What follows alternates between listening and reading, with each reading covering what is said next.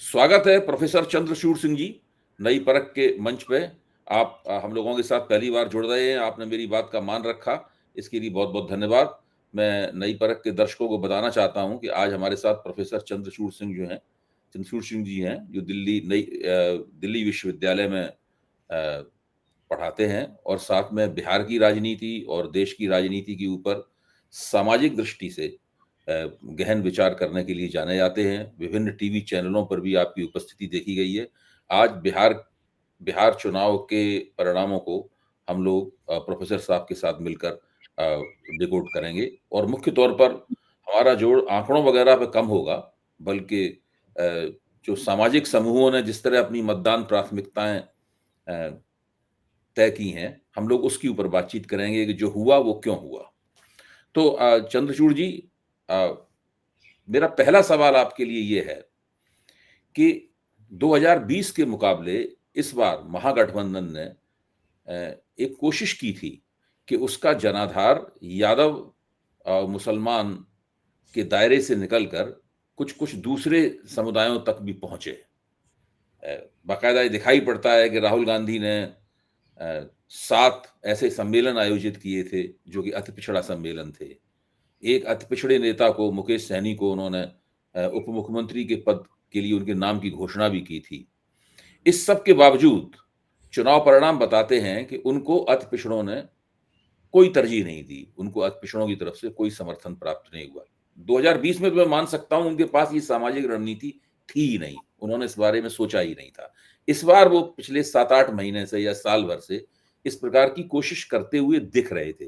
तो क्या कोशिश में कोई कमी रही या कुछ और गहरा मसला है कि ऐसा हो ही नहीं सकता था, यादव मुसलमान गठजोड़ के साथ में अति पिछड़े जुड़ ही नहीं सकते थे या कुछ और बात है? धन्यवाद अभय जी। मैं पहले तो आपसे जुड़ रहा हूँ वापस इस मंच पर, तो मुझे अच्छा लग रहा है। मैं शायद किसी तरह व्यस्तता के कारण एक बहुत फॉर्मल से माहौल से नहीं बात जुड़ पा रहा हूँ, तो जहाँ था मैं वहीं से जुड़ रहा हूँ। नहीं, नहीं, आप आपके पीछे ये कुदरती माहौल है वो ज़्यादा अच्छा है। जी। तो ये है।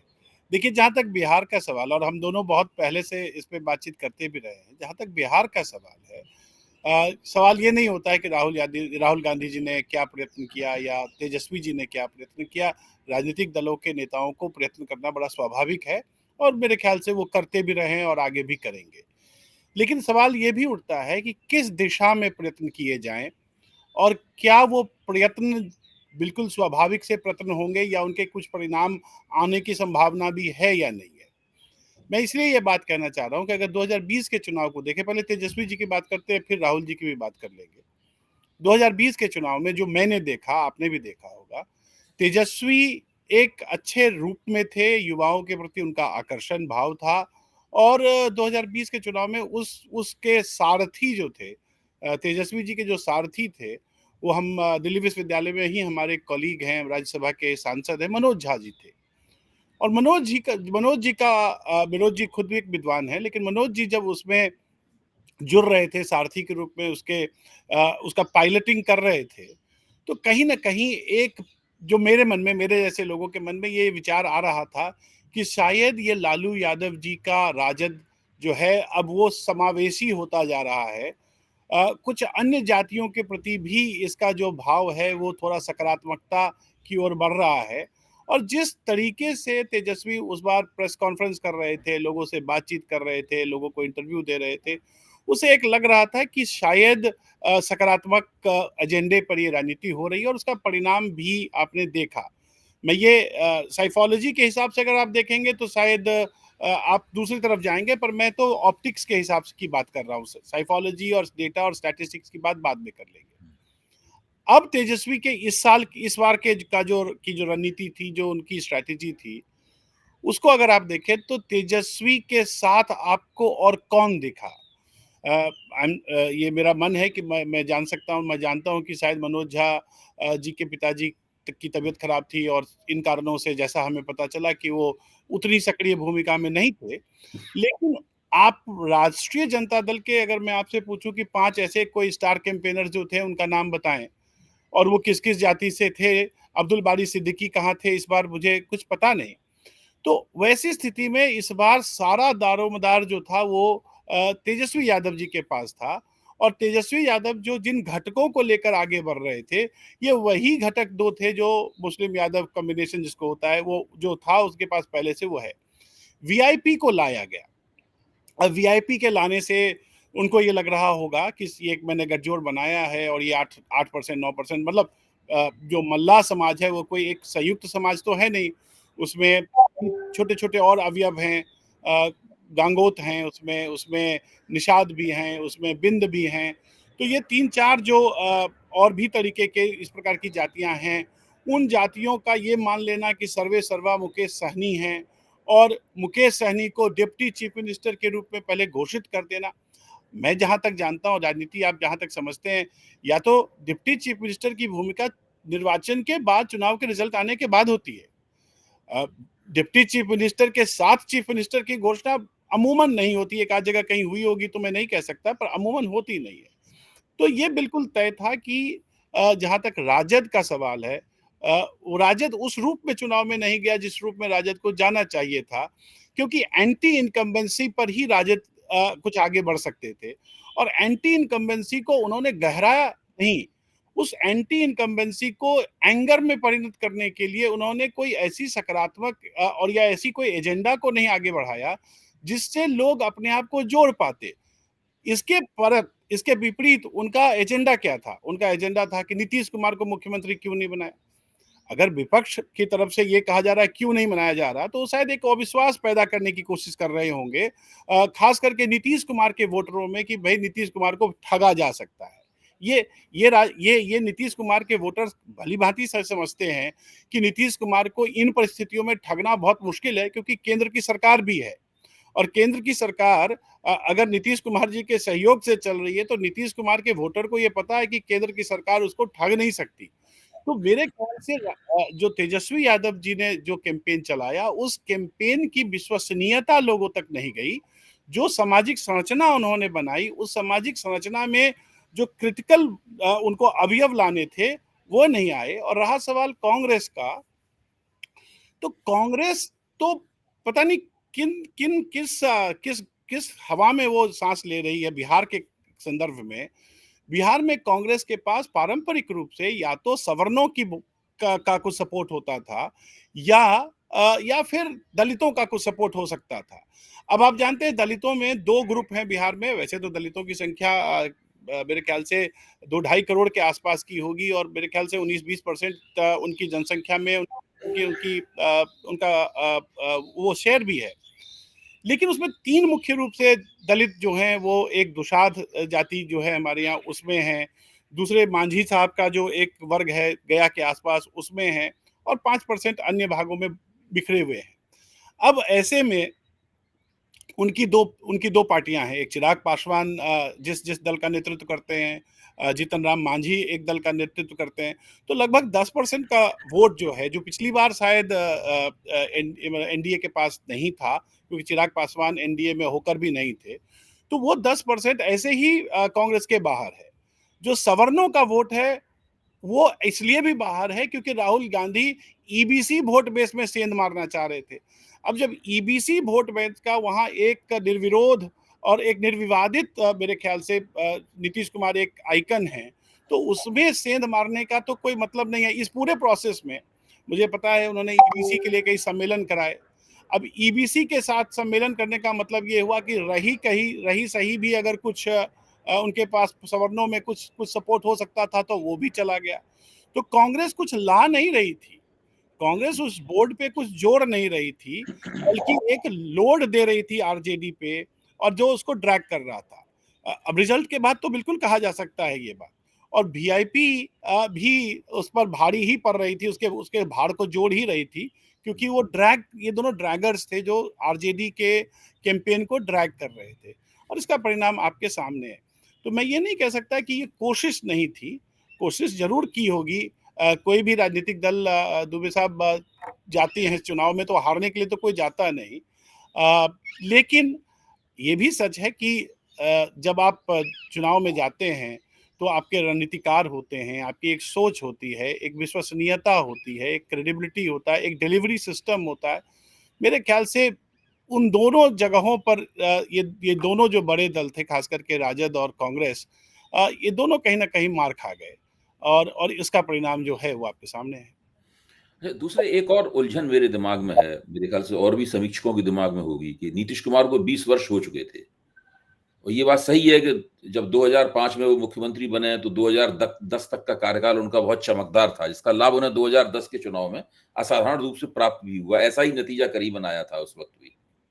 और उन्होंने नंबर 1 पे जनता दल यूनाइटेड था, उसने शायद 115 सीटें उस चुनाव में जीती थी।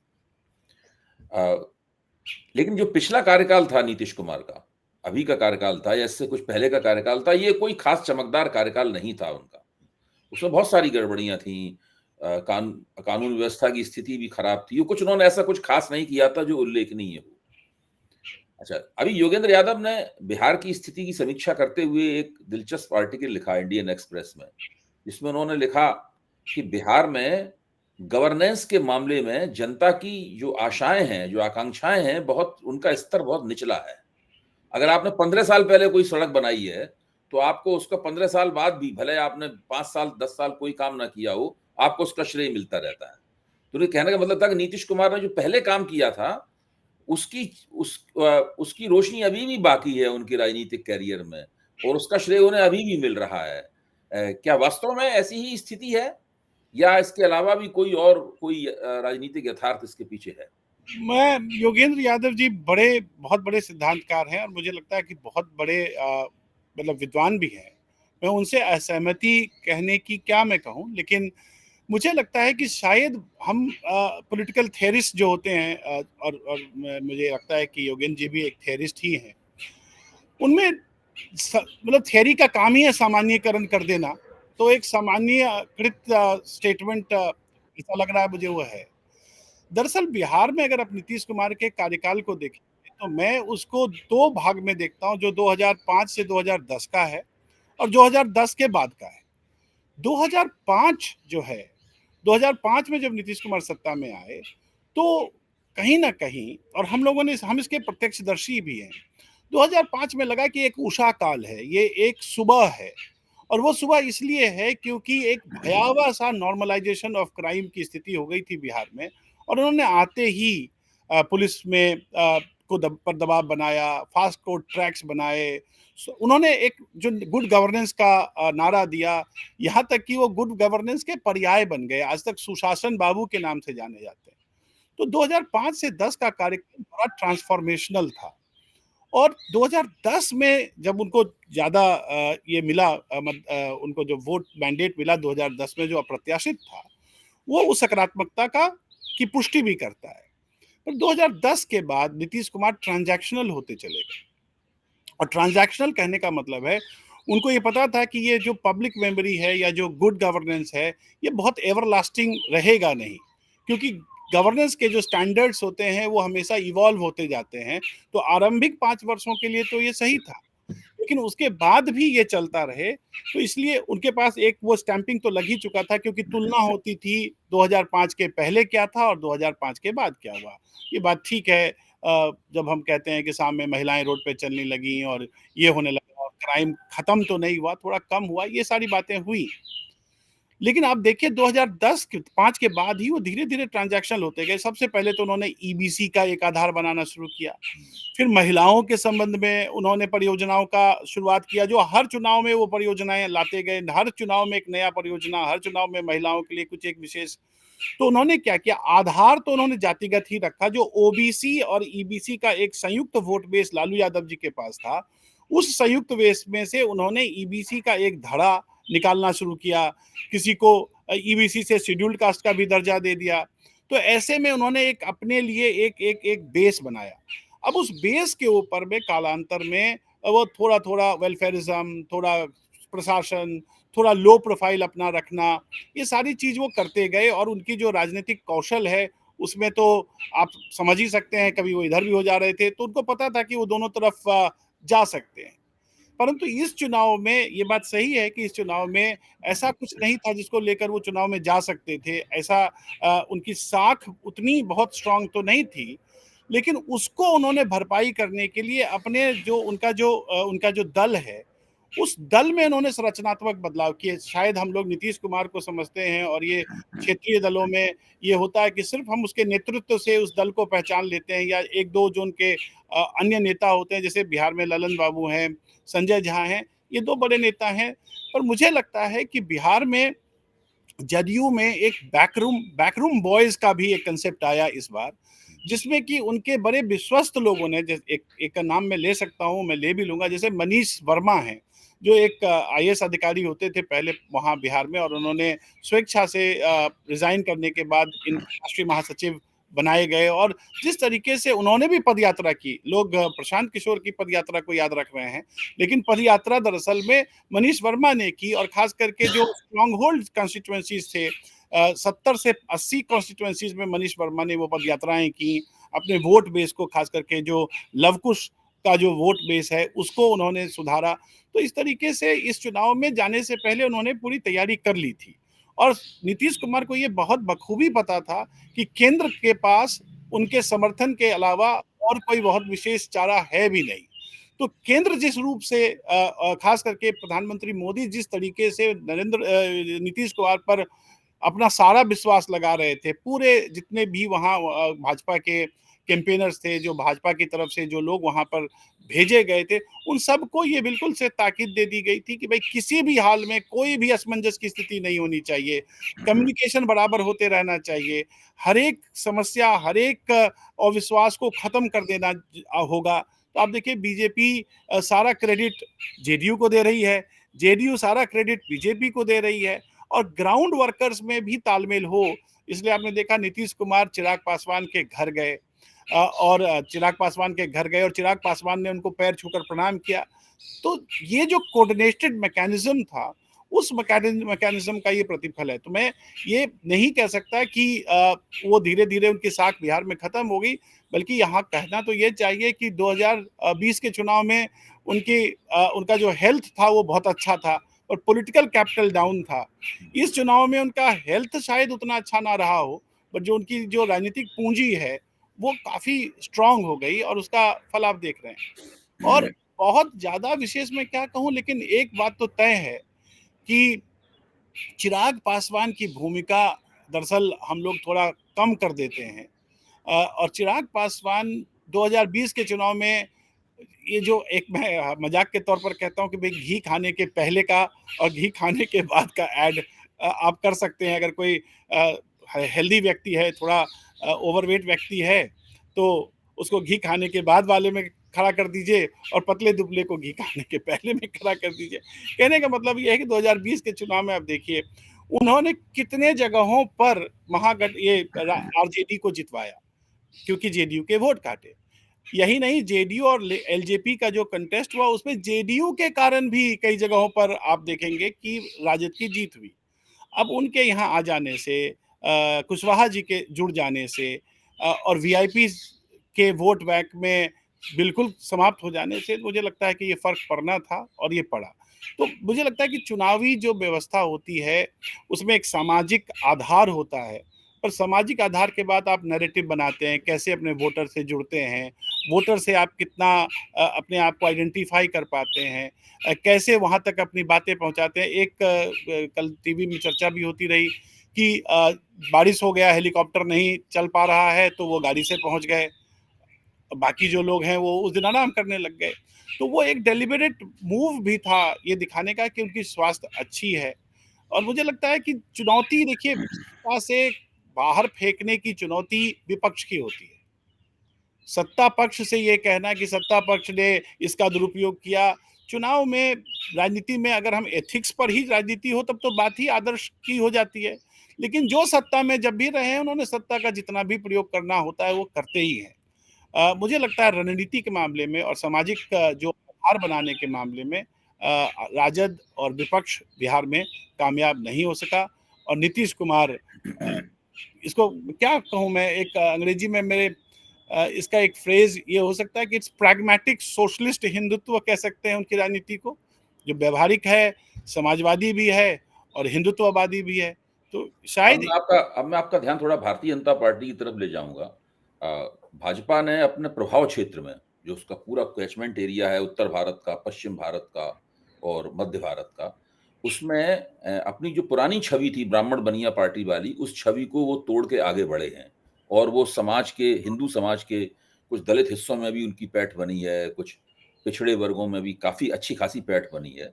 और उन्होंने एक हिंदू राजनीतिक एकता बढ़िया तरीके से पिछले 10-11 साल में बनाई है, इसमें कोई शक नहीं। उसकी सफलता का सामाजिक रहस्य यही है। लेकिन बिहार एक ऐसी जगह है, जहाँ भारतीय जनता पार्टी अभी भी ऊँची जातियों की पार्टी बनी हुई है। वो मुख्य तौर पे ब्राह्मण, भूमिहार, कायस्थ और राजपूत की पार्टी बनी हुई है बिहार में। और उसने कोशिश ज़रूर की है कि कुछ अति पिछड़ी वोट भी मिले, कुछ वोट मिलते भी होंगे क निर्वाचन क्षेत्रों में, ये नहीं मानता हूँ, बिल्कुल नहीं मिलते होंगे। कुछ हो सकता है यादवों के भी वोट कुछ इलाकों में मिलते हों उसको, मिलते ही होंगे, उनके पास नित्यानंद राय एक यादव नेता भी हैं। तो ऐसा क्यों है कि भारतीय जनता पार्टी जो ज़मीन बगल के उत्तर प्रदेश में तोड़ पाई, जो ज़मीन दूसरी जगहों पे तोड़ पाई कि पिछड़ों में और दलितों में उसने अच्छी-खासी पैठ बना ली, इतनी पैठ बना ली कि सामाजिक न्याय की पार्टियाँ उसके मुकाबले कमज़ोर दिखने लगी। लेकिन देखिए बिहार में ऐसा नहीं हुआ। बिहार में 2 सामाजिक न्याय की बड़ी पार्टियाँ, राष्ट्रीय जनता दल और जनता दल यूनाइटेड, और छोटी-छोटी भी कई पार्टियाँ अलग से खड़ी हुई हैं। और भारतीय जनता पार्टी ऊँची जातियों के एक बहुत ही छोटे जनाधार में सिमटी हुई है। अगर उसे कॉम्बिनेशन का फ़ायदा ना मिले, अगर नीतीश कुमार के वोट इधर ट्रांसफर ना हो, अगर हम के वोट ना ट्रांसफर हो, अगर कुशवाहा वोट ना इधर ट्रांसफर हो, अगर पासवान वोट ना ट्रांसफर हो, तो भारतीय जनता पार्टी जैसा 2015 में हुआ था, नीतीश कुमार अलग हुए तो वो उसको लगता था पुनर्मुष्को भव वाली स्थिति में आ गई। तो वैसे ही आज भी अगर नीतीश कुमार चले जाएं और मौजूदा एनडीए टूट जाए, तो भाजपा बिहार के चुनाव में 50, 60, 70 सीटें जीत के रह जाएगी। तो ऐसा क्यों हो रहा है? भाजपा क्यों बिहार में क्यों रुक जा रही है? सर, इसके कई कारण हैं, पर मुझे लगता है कि भाजपा इस बात को भली-भांति समझती है, और इन कारणों में सबसे बड़ा कारण ये है कि जहाँ तक बिहार में बैकवर्ड कास्ट की जो राजनीति है उसको आप देखेंगे, तो और आप बेहतर जानते हैं इन चीज़ों को, स्वतंत्रता से पहले से ही बैकवर्ड कंसोलिडेशन कहीं न कहीं चलता रहा है बिहार में। चाहे वो जनेऊ आंदोलन था या त्रिवेणी संघ था, और वो उस कंसोलिडेशन के कारण जो राजनीति थी, कुछ कुछ वर्षों तक, खास करके 60 के वर्षों तक, 60 के दशक तक जो अपर कास्ट कॉम्बिनेशन था और उसका प्रभुत्ववादी जो राजनीति थी वो चलती रही। लेकिन बैकवर्ड असर्शन 60 के दशक में से स्टार्ट हो गया था, और 60 के दशक में जो बैकवर्ड असर्शन हुआ, दारोगा प्रसाद राय और अन्य जैसे लोग आने लगे बाद में, तो वो कहीं न कहीं सामाजिक न्याय के साथ ही जुड़ता चला गया। एक तो मुझे ये लगता है, और वहाँ पर चूँकि बीजेपी थी ही नहीं, या उस रूप में नहीं थी जिस रूप में भारतीय जनता पार्टी तो आई ही 1980 के दशक के बाद से। एक तो ये है। दूसरा, उत्तर प्रदेश की तुलना में बिहार में अगड़ों की संख्या बहुत कम है। तो जो हेड स्टार्ट है, वो वो भारतीय जनता पार्टी को जो उत्तर प्रदेश में मिलता है, वो लगभग 23, 24, 25% वोट के ऊपर से शुरू होता है। जबकि बिहार में अगर सबको संयुक्त रूप से मिला भी दें, तो 13-14% से वो ज़्यादा हो नहीं पाते, और 14% में भी ऐसा नहीं है कि वो एक बिल्कुल एकदम कंसोलिडेटेड है। वो 14% में भी बहुत कंसोलिडेटेड अगर आप मान भी लेंगे, तो 10, साढ़े 10% से ज़्यादा लोग कंसोलिडेटेड है नहीं। हालाँकि इस चुनाव में योगी आदित्यनाथ जी के द्वारा खास करके बिहार के उन भागों में कैंपेन करने में जहां ठाकुरों की संख्या ज्यादा है या जहां उनका कंसंट्रेशन ज्यादा है, उसका प्रभाव दिखा है। खास करके छपरा सारण वाले इलाके में आप देखेंगे कि उसका प्रभाव है। तो एक तो ये दूसरा कारण है। तीसरा सब जो कारण, वो मुझे लगता है कि कैलाशपति मिश्र के बाद बिहार में भारतीय जनता पार्टी, सुशील मोदी का एक अपना व्यक्तित्व था, लेकिन उस रूप में कोई ऐसा नेता नहीं है बिहार में। मतलब केंद्रीय स्तर पर नेता हैं, लेकिन वो नेता ऐसे नेता नहीं हैं, और वो सारे अगड़ी जाति के ही हैं। तो ऐसा नेता नहीं है कि जो पूरे बिहार पर अपना एक कैरिस्मेटिक प्रभाव रखता हो। जैसे अन्य राज्यों में, जैसे उत्तर प्रदेश में अब मोदी जी हैं, योगी जी हैं, गुजरात में जैसे मोदी हुआ करते थे जब वो मुख्यमंत्री थे। तो एक ऐसा नेता जो पूरे प्रदेश पर अपना पकड़ रखता हो, या पूरे प्रदेश पर जनता में उसकी ग्राह्यता हो, ऐसा नहीं है। और इसी कारण से भारतीय जनता पार्टी को एक सहयोगी की आवश्यकता होती है। और ये कोई नई बात नहीं है, अगर आप याद करें तो ये बात अरुण जेटली जी बेहतर समझते थे, और अरुण जेटली जी ने ही ये वाजपेयी जी को भी तब मनाया था कि वो नीतीश कुमार के साथ हों, मेरे ख्याल से संजय झा की भूमिका उसमें रही होगी और उसके बाद से नीतीश जो है नरेंद्र मोदी जी के नहीं, भारतीय जनता पार्टी के बड़े नेचुरल अलाय पार्टनर हो जाते हैं, क्योंकि राजद के साथ तो एक लार्जर, क्योंकि राजद की राजनीति जो स्टार्ट हुई वो ओबीसी के सामाजिक न्याय और ओबीसी वोट बैंक से हुई, और कहीं ना कहीं उस ओबीसी वोट बैंक में ही नीतीश कुमार और लालू यादव प्रतिद्वंदी हो जाते थे। तो मुझे लगता है कि भारतीय जनता पार्टी के साथ नीतीश कुमार की भी सहजता है। किन कारणों से, किन आंतरिक कारणों से वो दोनों अलग हुए, ये शायद इस पर हम स्पेक्यूलेट कर सकते हैं, लेकिन अलग होने के बाद भी ये बिल्कुल सहज था। अदरवाइज आप 2024 के लोकसभा चुनाव को देख लीजिए, पूरे गठबंधन का इनको नेता माना बनाते बनाते फिर ये उस तरफ चले गए। तो मुझे लगता है कि भारतीय जनता पार्टी भी इस चीज को समझती है, और कोई दल अगर अपनी सीमितता को, सीमित सीमाओं को समझती है तो ये मुझे लगता है कि व्यवहारिकता है। लेकिन भारतीय जनता पार्टी, जितनी मैं समझ पाया हूँ भारतीय जनता पार्टी को, इनकी कोशिश ये होगी कि पूरे बिहार में अपने बल पर 243 के 243 सीटें ये लड़ना चाहेंगी। बीच में उन्होंने कोशिश भी की थी, अगर आपको याद हो 2020 के चुनाव के बाद दो उप मुख्यमंत्री बनाए गए थे, वो ईबीसी वर्ग से ही थे। इस बार भी सम्राट चौधरी पर जितना भी आक्रमण प्रशांत किशोर कर सकते थे, उनके आक्रमण के बावजूद सम्राट चौधरी पर विश्वास भारतीय जनता पार्टी ने बनाए रखा, उनको चुनाव में भेजा, और चुनाव में जाने के बाद खुद अमित शाह जी वहां उनके चुनाव क्षेत्र में गए, उनके बारे में उन्होंने अच्छी अच्छी बातें कही, ये भी भरोसा दिलाया लोगों को कि आने वाले समय में इनको और बड़ा कद प्राप्त होगा। तो वो एक परियोजना है जिसको आप कहते हैं वर्क इन प्रोग्रेस है, और उस प्रोग्रेस के हिसाब से हो सकता है आने वाले दिनों में भारतीय जनता पार्टी चाहेगी कि ये जो ब्राह्मण बनिया या फॉरवर्ड कास्ट और ये का जो टैग है उससे वो निकले, और हिंदुत्व का वो प्लेटफॉर्म भारतीय जनता पार्टी के पास है, जिस प्लेटफॉर्म पर वो इस प्रकार की जातियों को जोड़कर ऊपर से वो सीमेंटिंग कर सकती हैं, तो वो होगा। और मुझे लगता है कि आने वाले वर्षों में आप देखेंगे कि बिहार की राजनीति में शायद भारतीय जनता पार्टी अपने दम पर खड़ी होगी। बहुत लोगों की राय ये भी है कि चिराग पासवान उनके इस परियोजना में चिराग पासवान उनके साथ खड़े होंगे, और अगर ऐसा हुआ तो इसका मतलब है कि जो जो काम पहले कांग्रेस किया करती थी, जिसमें जिसमें अगड़ी जातियों के साथ जो दलितों का समावेश हुआ था, वो हो सकता है।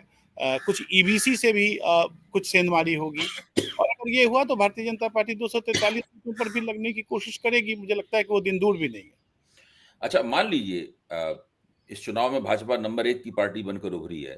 उसके नीतीश कुमार से थोड़े से मतदान प्रतिशत भी अधिक है, सीटें भी अधिक हैं। पिछले चुनाव में भी तो काफ़ी ज़्यादा थे, आगे थे। खैर, पिछले चुनाव की परिस्थिति अलग तरह की थी।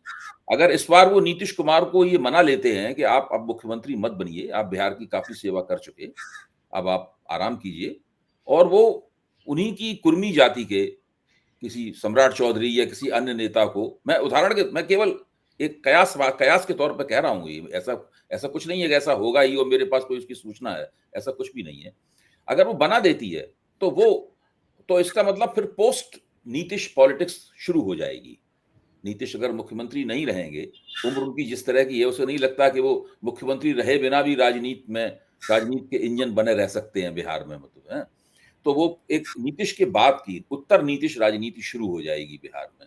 उस स्थिति में जबकि एक लवकुश वोट बैंक में से भाजपा एक किसी व्यक्ति को मुख्यमंत्री बनाती है, और आप कह ही रहे हैं कि चिराग पासवान उनके साथ में खड़े हुए हैं और आगे भी उनकी योजनाओं के अंग हैं। तो ऐसी स्थिति में तो भाजपा बिहार की पिछड़ी और दलित जातियों में, गैर यादव पिछड़ों में और गैर रविदास दलितों में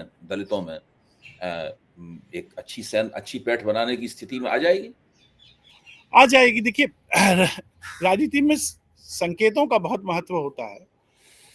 अभी जो परिस्थितियां हैं, इन परिस्थितियों में मुझे नहीं लगता है कि भारतीय जनता पार्टी ऐसा कोई कार्य करेगी जिससे कि उसके साख पर कोई प्रश्न उठे। भारतीय जनता पार्टी के पास अभी नीतीश कुमार के समकक्ष खड़ा होने या नीतीश कुमार के बाद भी खड़ा होने वाला उनके आसपास भी आने वाला ऐसा कोई बिहार में कोई ऐसा नेता मुझे नहीं दिख रहा।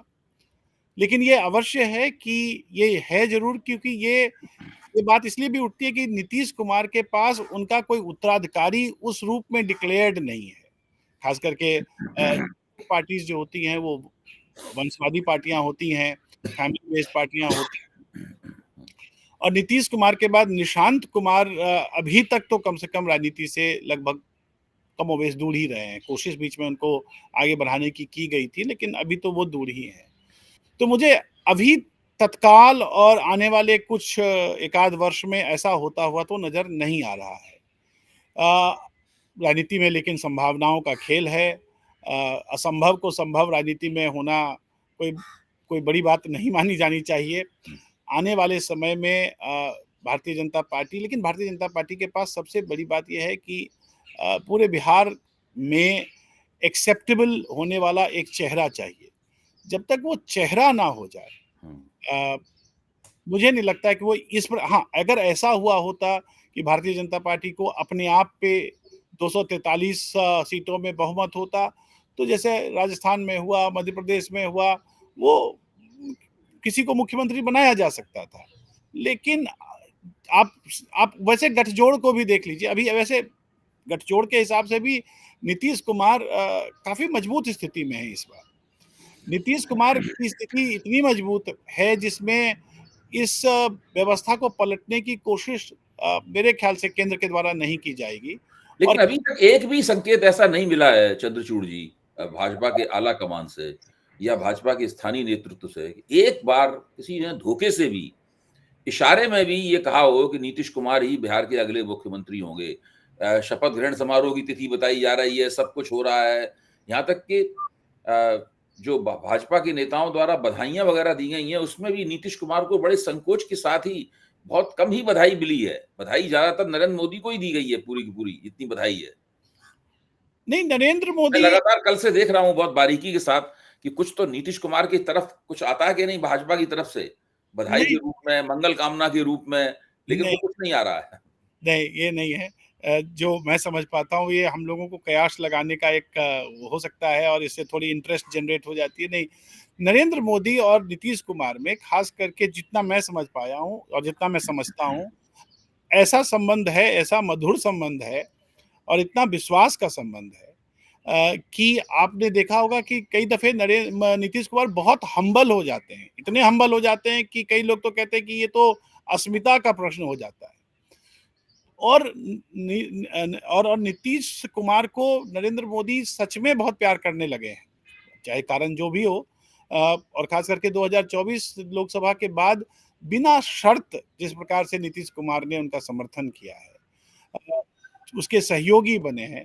अगर आप दो दलों को देखें, नीतीश कुमार जी को और चंद्रबाबू नायडू के को देखें, तो चंद्रबाबू बाबू नायडू कहते हैं कि जब वो दिल्ली आते हैं तो कुछ लेके जाते हैं। नीतीश कुमार ने पूरा समर्पण भाव दिखाया है और मुझे तो लगता है कि भारतीय जनता पार्टी नीतीश कुमार की इन भावनाओं को दरकिनार करेगी। ये मेरी अपनी राय है। प्रधानमंत्री मोदी की साख भी है और मुझे नहीं लगता ऐसा होगा। हाँ, लेकिन जैसा मैं जानता हूँ, जैसा मुझे लगता है और ये स्वाभाविक भी है कि भारतीय जनता पार्टी ये भी तो जानती है ना कि नीतीश के बाद कौन? तो नीतीश के बाद कौन में का जो एक प्रश्न है, उस प्रश्न का उत्तर देने के लिए भारतीय जनता पार्टी स्वतंत्र है और जाहिर भी है और स्वाभाविक भी है कि वो बिहार में कुछ ऐसा ज़रूर करेगी ताकि उसका एक, और आपका प्रश्न भी, इससे पहले वाला प्रश्न भी तो यही था कि उसका एक स्वतंत्र, क्योंकि इतनी बड़ी पार्टी है, इतना बड़ा दल है और बिहार में सभी सीटों पर वो अपने आप अपने दमखम पर लड़े, ये तो कि स्वाभाविक सा एस्पिरेशन होगा उसका। तो मुझे लगता है कि आने वाले समय में ये होते हुए आप देखेंगे और ये 5 वर्षों में बिहार में काफ़ी संरचनात्मक बदलाव होंगे अर्थव्यवस्था के हिसाब से। अभी भी आप देखेंगे तो लोगों को लगता है ऐसा, लेकिन बिहार में काफ़ी इकोनॉमिक डेवलपमेंट की परियोजनाएं लाई गई हैं। रेडीमेड गारमेंट्स के कई उद्योग लग रहे हैं, कंटेनर्स का डिपो बना है, 3-4 एयरपोर्ट्स हो गए हैं। तो मुझे लगता है कि कोशिश ये की जाएगी कि बिहार भी जिस प्रकार से उत्तर प्रदेश पर एक टैग लगा है पिछले वर्षों में विकास की ओर जो गति पकड़ी है, मुझे लगता है कि इस बार भारतीय जनता पार्टी पीछे से और खास करके केंद्र के माध्यम से ये करना चाहेगी। इसलिए नीतीश कुमार में उनको एक ऐसा सहयोगी है जो बहुत ज़्यादा डिमांडिंग नहीं होगा और केंद्र को अपनी बात करने में और अपने परियोजनाओं को वहाँ के सफल संचालन करने में सुविधा होगी। तो ये नीतीश कुमार जिस उम्र के जिस पड़ाव पे हैं, उस पड़ाव पर मुझे भी नहीं लगता कि वो जानबूझकर केंद्र से प्रतिस्पर्धा में रहेंगे। जितना उनको मिले और जितनी गति से मिले और जितनी तीव्रता से मिले, मुझे लगता है कि वो भी उनके उसी के पक्षधर होंगे। तो वैसे राजनीति में संभावनाओं से मैं कैसे इनकार करूं, लेकिन मुझे नहीं लगता ऐसा होगा। बहुत बहुत धन्यवाद चंद्रचूड़ जी। आज हम लोगों ने 3 बिहार की राजनीति से संबंधित उलझनों के ऊपर विचार किया। आमतौर पर मैंने इस तरह का विचार होते हुए नहीं देखा है जो आज हम लोगों ने चर्चा कर पाई। पहला तो ये था कि राष्ट्रीय जनता दल क्यों केवल यादव मुसलमान गठजोड़ में ही सिमटा हुआ है और इस बार भी सिमटा रहा। हम लोगों ने इसको डिकोड करने का प्रयास किया।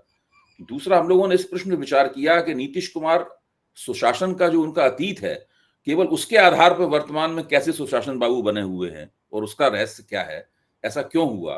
तीसरा, इस सवाल पर भी हम लोगों ने विचार किया कि भारतीय जनता पार्टी ऊंची जातियों की ही, जबकि अपने प्रभाव क्षेत्र में उसने वो सीमा तोड़ दी है, बिहार में क्यों ऊंची जातियों की पार्टी बनी हुई है और उसके लिए ऊंची जातियों के दायरे से निकलने की संभावनाएं क्या क्या है।